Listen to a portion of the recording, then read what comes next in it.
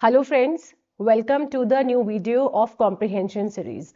जैसा कि मैंने आपको कहा था कि हम कॉम्प्रिहेंशन सीरीज में बेसिक से एडवांस पर भी आएंगे, तो ये हमारा एडवांस लेवल का कॉम्प्रिहेंशन है जो कि मैंने लिया है द हिंदू से, द हिंदू न्यूज़पेपर से। तो ये जो आर्टिकल है, इस आर्टिकल से आप बहुत कुछ सीख सकते हैं। तो आप क्या क्या सीख सकते हैं इससे? वोकैबुलरी अपनी बिल्ड कर सकते हैं, सेंटेंस स्ट्रक्चर कैसे करेंगे। तो एज अ मैं आपको रीडिंग भी सिखाऊंगी इससे, क्योंकि कॉम्प्रिहेंशन सीरीज जो हम चला रहे हैं उसमें आप रीडिंग अपनी वोकैबुलरी बिल्ड कर रहे हैं, अपनी कैसे आपको एक लॉन्ग सेंटेंस को ब्रेक करके सीखना है, समझना है, वो भी हम सीख रहे हैं। तो एक रीडिंग प्रैक्टिस आपकी साथ साथ में हो रही है, और उससे आप कैसे अपना क्वेश्चन आंसर सॉल्व कर सकते हैं वो भी आप सीख रहे हैं साथ ही साथ। सो मेक श्योर कि आप पूरी वीडियो देखो, जिससे कि आप एक एक वर्ड का मीनिंग समझ सको। इस वीडियो में मैं थोड़ा टेंस के ऊपर भी, यानी कि ग्रामर के ऊपर भी ध्यान दूंगी, जिससे कि आपको थोड़ा ग्रामर की भी नॉलेज हो जाए साथ साथ में। ठीक है, तो चलिए वीडियो शुरू करते हैं। तो ये जो आर्टिकल है द हिंदू का, न्यूज़पेपर का, इस आर्टिकल का नाम है rights justice action for Indians women farmers. Rights मतलब हमारा होता है अधिकार, है ना, अधिकार। ठीक है, वुमेन के अधिकार, और जस्टिस का मतलब हमारा होता है न्याय। ठीक है, एक्शन का मतलब होता है कार्य प्रणाली भी बोल सकते हैं हम इसको। ठीक है, कार्य प्रणाली, मैंने इसको लगा दिया। For India's women farmers, India की जो कृषक महिलाएं हैं, जो किसान महिलाएं हैं, उनके लिए अधिकार, न्याय और कार्य प्रणाली। ठीक है, उस पे ये हमारा एडिटोरियल बेस्ड है। ठीक है, बढ़ते हैं आगे। On March 8 2026, women and girls around the world will demand equal rights and equal justice to enforce, exercise and enjoy them to mark International Women's Day। अब ऑन मार्च, ये हमारी डेट शुरू में दे दी गई है। तो 8 मार्च को क्या था? वुमेन्स डे था, तो उसके ऊपर ये आर्टिकल आया था द हिंदू में। तो 8 मार्च 2026 को क्या हुआ? जो वुमेन और गर्ल्स हैं, महिलाएं और जो लड़कियां हैं अराउंड द वर्ल्ड, पूरी दुनिया में, अराउंड द वर्ल्ड का मतलब है पूरी दुनिया में, पूरे संसार में, विल डिमांड, यहाँ पे विल आ गया तो ये क्या हो गया? बार विल हमारा फ्यूचर का आ गया, तो यहाँ पे क्या होगा? होगा, है ना, गागेगी। विल डिमांड इक्वल राइट्स, क्या डिमांड करेंगी? इक्वल राइट्स का डिमांड करेंगी, बराबर के अधिकार, समान अधिकार जिसको हम बोलते हैं समान। इक्वल का मतलब समान हो गया, और राइट्स का मतलब हमने जैसे बताया था अधिकार। समान अधिकार के लिए क्या करेंगी? डिमांड करेंगी, मांगेंगी। ठीक है, डिमांड करेंगी। एंड इक्वल जस्टिस, और समान न्याय के लिए। ठीक है, इक्वल न्याय के लिए, जस्टिस मतलब न्याय के लिए। To enforce exercises and enjoy them to mark international women's day. Equal justice to enforce, यानी कि इक्वल राइट और इक्वल जस्टिस को, समान अधिकार और समान न्याय को कार्य प्रणाली में लाया जाएगा। एनफोर्स मतलब होता है किसी चीज को नियम में लाना। ठीक है, एनफोर्स का मतलब होता है नियम लागू करना और किसी चीज पे जोर देना। ठीक है, फोर्स का जोर देना हम यहाँ पे लगाएंगे, जोर देना। ठीक है, किस पे? एक्सरसाइज, यानी कि उन एक्शंस पे। ठीक है, कौन से एक्शंस पे? इक्वल राइट्स और इक्वल जस्टिस के। And enjoy them to mark international day, और उनको as an international women's day की तरह से मनाएंगी। ठीक है, मनाएंगी। The theme aligns closely with 2026 also being observed as the International Year of the women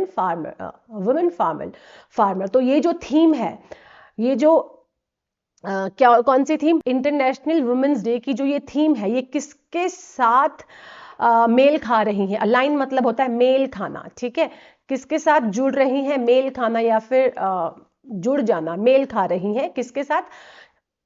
बहुत ही क्लोजली, बहुत ही अच्छे से किसके साथ मेल खा रही हैं? कृषक महिलाओं का भी अंतर्राष्ट्रीय दिन होगा।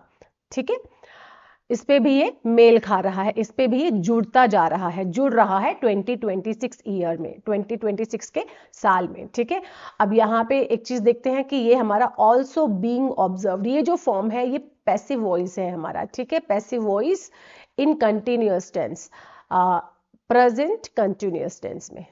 ठीक है, ये तभी हमने यहाँ पे वर्ब की थर्ड फॉर्म है और बीइंग है, ठीक है। The theme aligns closely with also being observed as the international year of the women farmer. तो ये जो थीम है किसकी, वुमेन इंटरनेशनल डे की, ये किसके साथ मेल खा रही है, वुमेन फार्मर इंटरनेशनल ईयर के लिए भी, अंतर्राष्ट्रीय कृषक दिवस के रूप में भी, महिलाओं के कृषक दिवस के रूप में भी उसके साथ भी ये मनाई जा रही है, ठीक है। ऑब्जर्व की जा रही है, ऑब्जर्व यानी कि मनाई जा रही है, इसको भी उसमें सम्मिलित किया जा रहा है, ठीक है, उसमें इसको भी इंक्लूड किया जा रहा है। ऑब्जर्व को यहाँ पे हम लिख सकते हैं सम्मिलित, ठीक है, इंक्लूड भी बोल सकते हैं हम इसको, ठीक है। उसके बाद आ गया हमारा legal reforms including equal inheritance rights for daughters have not translated into matching gains on the ground। अब लीगल रिफॉर्म्स का क्या मतलब होता है, लीगल मतलब कानूनी,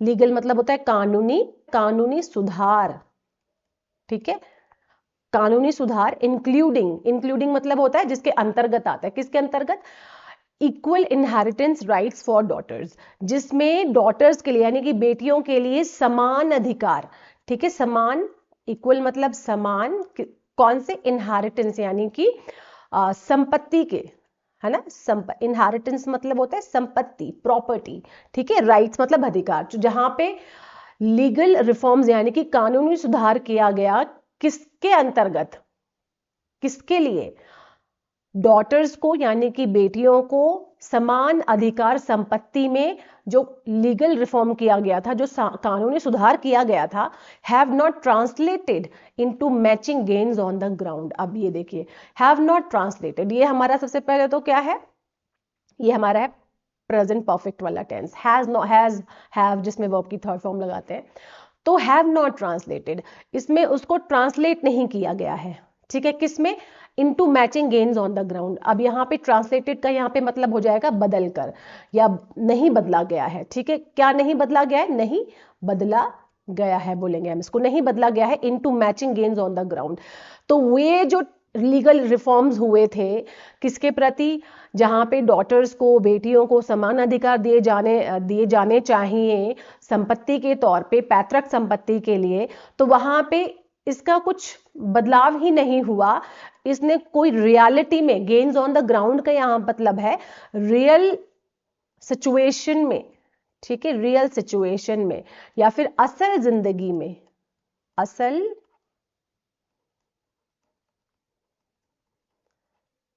जिंदगी में, ठीक है, रियल सिचुएशन में, गेन्स ऑन द ग्राउंड मतलब रियल सिचुएशन में, असल जिंदगी में यहां पे कोई बदलाव ही नहीं हुआ, ठीक है। असल जिंदगी में कानूनी सुधारों, जो कानूनी तौर पे ये बताया गया था कि वुमेन को यानी कि डॉटर्स को भी पैतृक संपत्ति में अधिकार मिलना चाहिए, तो वो जो है उसका कोई बदलाव ही नहीं हुआ असल जिंदगी में, उसमें कोई बदलाव ही नहीं आया असली जिंदगी में, रियल लाइफ में, no change in most rural house holds.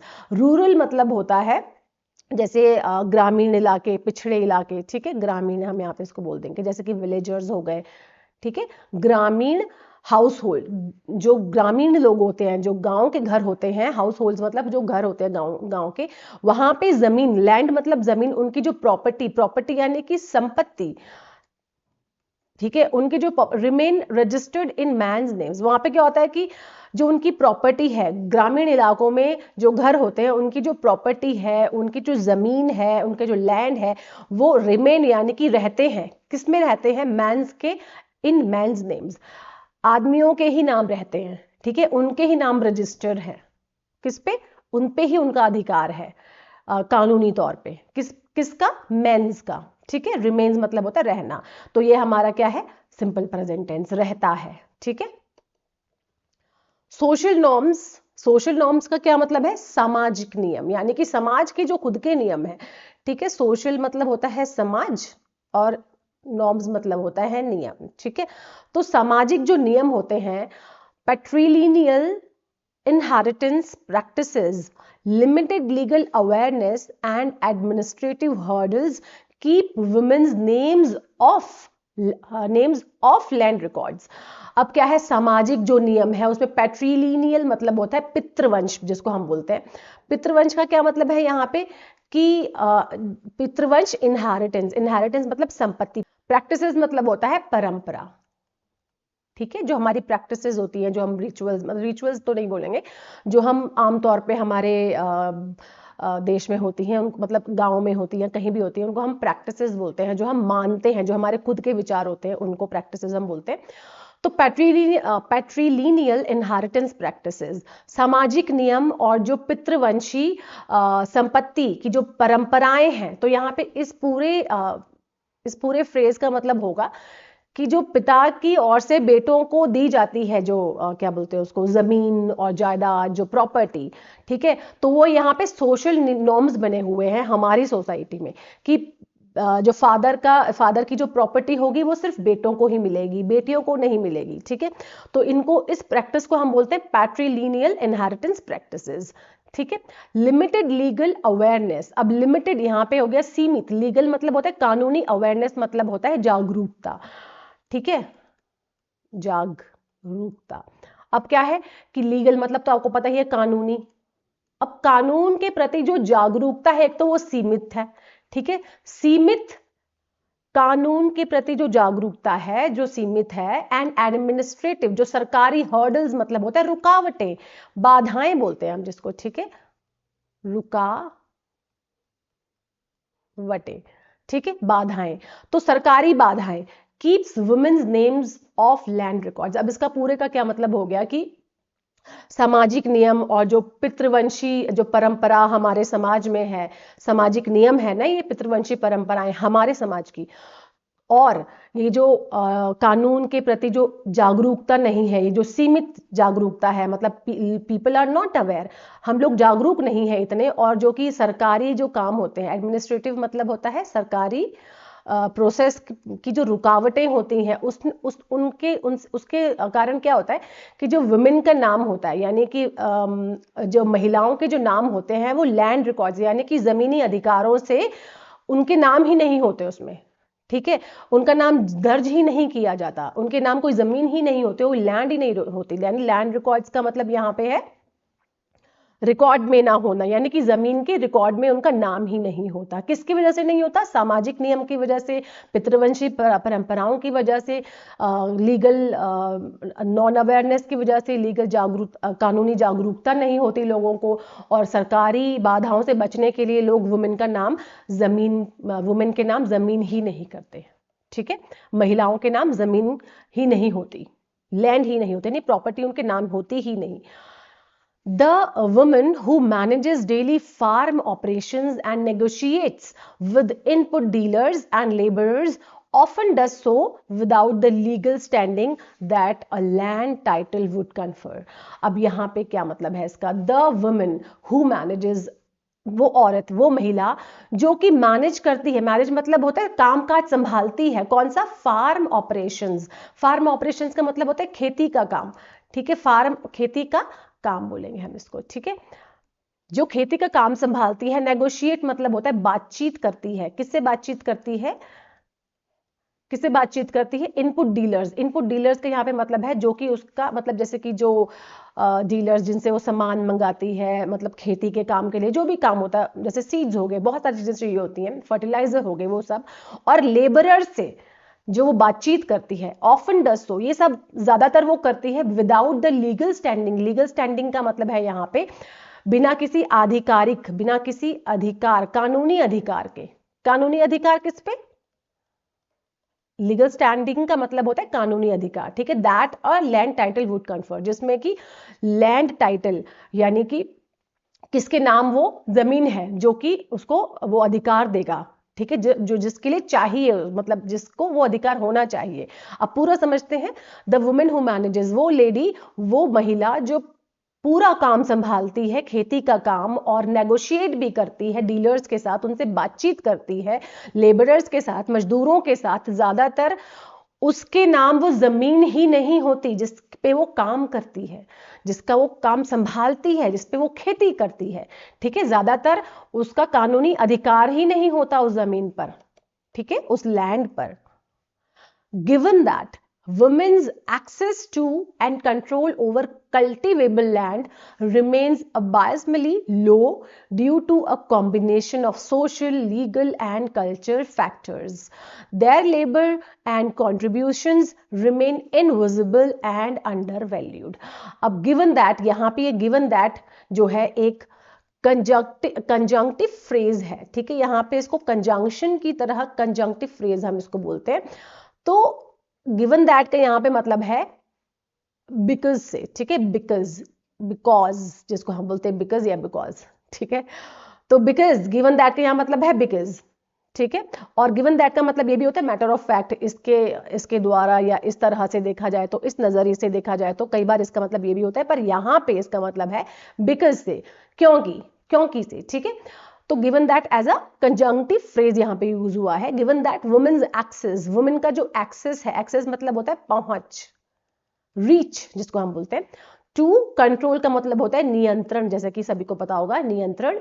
Cultivable, cultivable मतलब जो खेती योग्य, जो खेती कल्टिवेट, खेती योग्य जो लैंड होती है, खेती योग्य।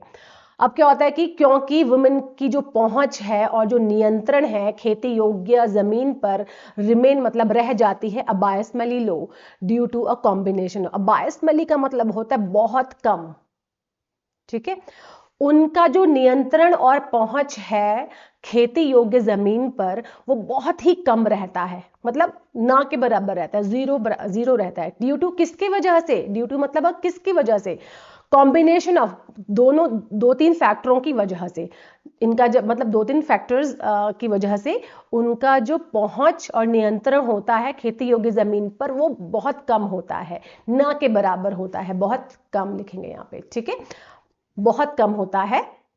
किसकी वजह से, इस कॉम्बिनेशन की वजह से, सोशल सामाजिक, कानूनी और कल्चरल और कल्चर फैक्टर्स। कल्चर, सोशल का मतलब हो गया यहाँ पे समाज, कानून, कानूनी और कानून बोल सकते हो, और कल्चर का मतलब होता है यहाँ पे सांस्कृतिक या संस्कृति हम जिसको बोलते हैं कल्चर, सांस्कृतिक फैक्टर्स की वजह से, ठीक है, सांस्कृतिक कारणों की वजह से, ठीक है। तो ये सभी कारण होते हैं कि वुमेन का बहुत कम अधिकार होता है, क्योंकि वुमेन का खेती योग्य जो जमीन होती है उस पे उसका पहुंच और नियंत्रण बहुत ही कम होता है। किसकी वजह से, सामाजिक, कानूनी और सांस्कृतिक फैक्टर्स की वजह से।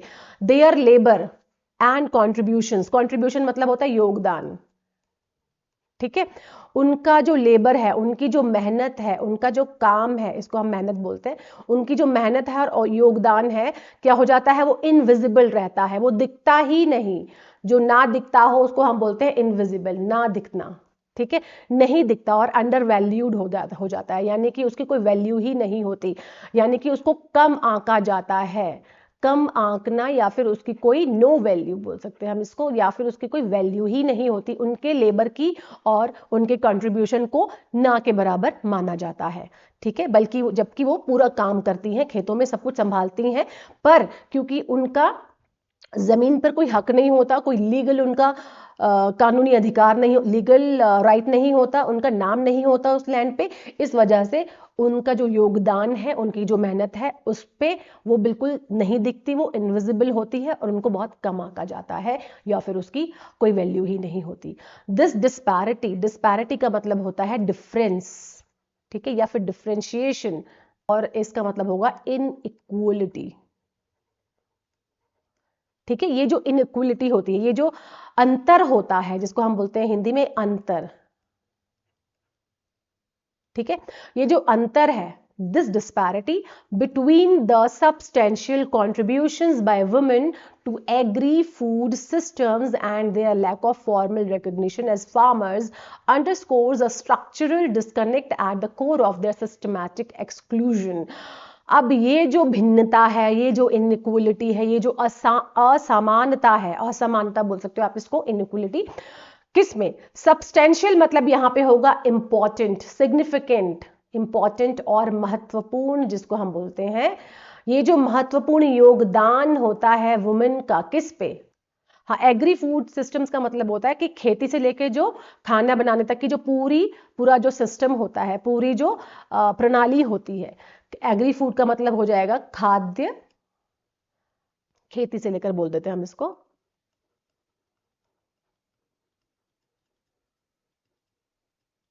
खेती से लेकर खाद्य तक, खाना मतलब चलो खाद्य तक, खाद्य प्रणाली लिख देते हैं यहाँ पे, ठीक है। तो खेती से लेकर खाद्य प्रणाली तक जो वुमेन का महत्वपूर्ण योगदान है उसमें, और their lack of formal recognition. Formal recognition मतलब क्या है कि उनका जो वो है, रिकॉग्निशन मतलब होता है उनकी जो पहचान है, जो उनकी फॉर्मल पहचान है as a farmer, being a farmer, as a kisan. तो इनके बीच में जो भिन्नता है, इनके बीच में जो इनइक्वलिटी है, असमानता है, किसके बीच में? वुमेन का जो महत्वपूर्ण योगदान है खेती से लेकर खाना बनाने तक, खाद्य प्रणाली तक, उसमें, उस सिस्टम में, और उनकी जो एक पहचान है फार्मर, एज अ फार्मर, एक किसान के तौर पे जो उनकी पहचान है, उसमें बहुत बड़ा डिफरेंस है इन दोनों चीजों में। किसमें? एक तो उनका जो योगदान है उसमें, ठीक है, जो खेती में जो वो योगदान देती हैं उसमें, और दूसरा उसमें जहां पे उनकी पहचान है। उन दोनों में जो भिन्नता है, इनइक्वलिटी है, असमानता है, डिफरेंशिएशन है, उसमें बहुत ज्यादा अंतर है। और वो क्या अंडरस्कोर करता है, वो क्या शो करता है? अंडरस्कोर्स का मतलब यहाँ पे हम शोज से लगाएंगे, दिखाने से लगाएंगे, या फिर जोर देने से लगाएंगे, ठीक है। एनफोर्स भी आप इसको, एनफोर्स तो नहीं बोलेंगे, दिखना और शो करना, रिप्रेजेंट करना, उसको दिखाता है, इसको हम ऐसे बोल सकते हैं, शो करता है या फिर उसको रिप्रेजेंट करता है, ठीक है। क्या रिप्रेजेंट करता है? अस्ट्रक्चरल डिस्कनेक्ट, एक जो स्ट्रक्चरल डिस्कनेक्शन है, यानी कि स्ट्रक्चरल यहाँ पे व्यवस्था की कमी हम उसको बोल सकते हैं, यानी व्यवस्था जो डिस्कनेक्ट है, ठीक है। ये जो स्ट्रक्चरल डिस्कनेक्शन है वुमेन का, वो दिखाता है किसमें? At the core. At the core मतलब होता है डीप, डीप मतलब अंदर तक, ठीक है, अंदर तक। ये सिस्टमैटिक एक्सक्लूजन, सिस्टमैटिक एक्सक्लूजन का यहाँ पे मतलब है कि लगातार जो भेदभाव होता है वुमेन में और मेन में, ठीक है, उस व्यवस्था प्रणाली की कमी को, कि कितने अंदर तक ये हमारी व्यवस्था में है, इसको दिखाता है। एक्सक्लूजन मतलब होता है वुमेन, सिस्टमैटिक एक्सक्लूजन का मतलब है यहाँ पे वुमेन को बाहर रखना। कहां से?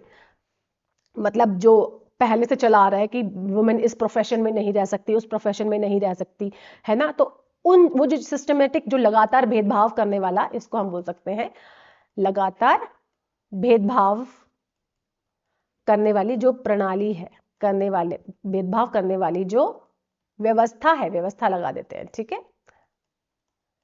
ठीक है। ये जो एट द कोर, ये जो ये हमारे ये कोर सिस्टम में है, यानी कि सिस्टमैटिक एक्सक्लूजन इसके, हमारी जो प्रणाली है, हमारी जो व्यवस्था है, उसके कोर में है, उसकी डीप, उसके अंदर अंदर बसी हुई है ये, ठीक है। कौन सी? ये प्रॉब्लम। कौन सी प्रॉब्लम? कि वुमेन को आप इंडिफरेंस करते हो, इनइक्वलिटी देते हो, ठीक है। असमानता होती है वुमेन में और मेन में। वुमेन को एज अ फार्मर कोई पहचान नहीं मिलती, इवन दो कि वो सारा कुछ काम करती है, पूरा योगदान उसका एज अ फार्मर रहता है, ठीक है, वो सब संभालती है, उसके बावजूद भी उसको वो पहचान नहीं मिलती एज अ किसान। अब किसान की पहचान क्यों नहीं मिलती उसको? क्योंकि उसका जमीन पे कोई हक ही नहीं होता, उस पे जमीन पे हक इन द सेंस कि उसका कोई लैंड ओनरशिप नहीं होती, उसमें उसका नाम ही नहीं होता, उसके नाम वो जमीन ही नहीं होती, ठीक है। और इस वजह से, क्योंकि उसका नाम उस जमीन पर नहीं होता, उसके कारण क्या होता है? महिलाओं को अपना अधिकार नहीं मिल पाता, और जो वो काम करती हैं, चाहे जितना मर्जी काम करे, वो क्या होता है? वो ना ही दिखता है और उसको बहुत कम आंका जाता है, ठीक है। तो ये था हमारा कॉम्प्रिहेंशन, ठीक है। क्वेश्चन आंसर पे चलते हैं। Which of the following best captures the central theme of the passage? इन चारों में से किसने, कौन सा जो सेंटेंस है उसने सेंट्रल थीम, यानी कि इसके केंद्रित बिंदु को कैप्चर किया है, उसको बताया है? तो क्या है इसकी सेंट्रल थीम? तो climate change and agriculture, no. Gender based inequality, हाँ, ये जेंडर बेस्ड इनइक्वलिटी है, असमानता है, ठीक है। किसमें? जेंडर में, जेंडर्स में, दोनों जेंडर्स में, लैंड के प्रति और ओनरशिप के प्रति, ठीक है। एग्रीकल्चर, ओनरशिप एंड एग्रीकल्चर के लिए, ठीक है। What is the main contradiction shown in the passage? Passage में क्या डिफरेंशिएशन दिखाया, क्या कॉन्ट्रडिक्शन है इसमें? तो women work less but earn more, no. Women work in farms but are not recognised, yes. Women काम करती हैं खेतों में पर उनको कोई रिकॉग्निशन नहीं मिला, उनको कोई पहचान नहीं मिली एज अ फार्मर। ठीक है, फार्मर की पहचान उनको तभी मिलेगी जबकि उनका जमीन पे यानी कि लैंड पे ओनरशिप मिलेगी, यानी कि जब उनका नाम रिकॉर्ड होगा लीगली। ठीक है, जब उनके नाम वो जमीन आएगी तभी उनको एज अ फार्मर की उपलब्ध, एज अ फार्मर का रिकॉग्निशन, पहचान मिल पाएगी। If women get equal land rights what will most likely happen, अगर वुमेन को इक्वल लैंड राइट्स मिले तो क्या ज्यादा से ज्यादा क्या होगा? तो farming will stop, no. Women leave agriculture, नहीं। Women will get better access to loans and scheme, तो क्या होगा कि वुमेन जो है उनको लोन्स और स्कीम्स के लिए वो ज्यादा पहुंच पाएंगी, मतलब उनको अगर उनके पास ये एक्सेस होगा जमीन का तो वो स्कीम्स और जो सरकारी स्कीम होती है और लोन को वो भी वहां तक पहुंच पाएंगी, मतलब उनको उसका फायदा वो उठा सकती हैं। ये वाला हमारा नंबर सी सही है। ठीक है, तो ये फायदा हो सकता है women will, this is right option. What is the root cause of inequality mentioned in the passage? Inequality का root cause क्या है?